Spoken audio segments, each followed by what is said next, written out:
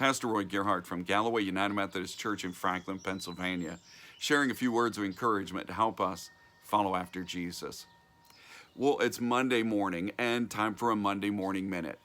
It's post-Easter, and so we're back in the rhythm of our Words of Life pursuit.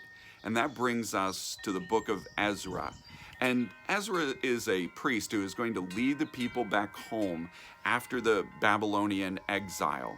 You see, God had sent his people into exile to create a total reset in their lives. And this morning, I've got a Monday Morning Minute I want to share with you about that. You see, as God sent his people into exile under the Babylonians, this was a total reset because he couldn't just correct them. This required a total reboot. And so God said, you're going to be in exile for 70 years. And now after that 70 years, a Babylonian hold over their lives, they are finally being released by the Persian king to go back and to begin to rebuild in Judah and Jerusalem. And they go back to begin to rebuild the temple. And here's something I've been thinking about for a long time. You know, anyone who was alive at the beginning of that exile was going to be very old by the time you get to the end.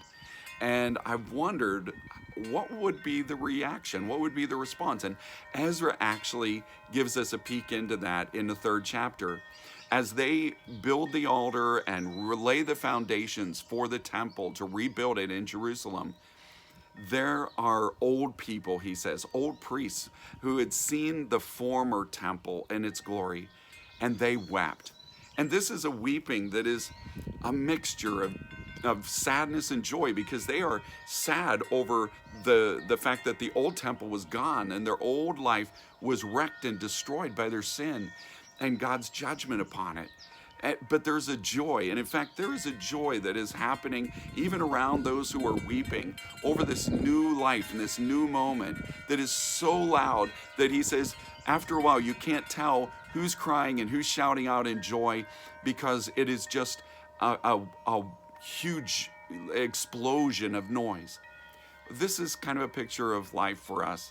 There are a lot of sad, happy moments that are actually breakthrough moments, that we may have to come in repentance before God, which brings us a mixture of sadness and grief over the past with a hope and a joy for what's new. And the good news in this is that God's resurrection power through Jesus gives us a chance to rise up in new life that allows us to be filled with joy.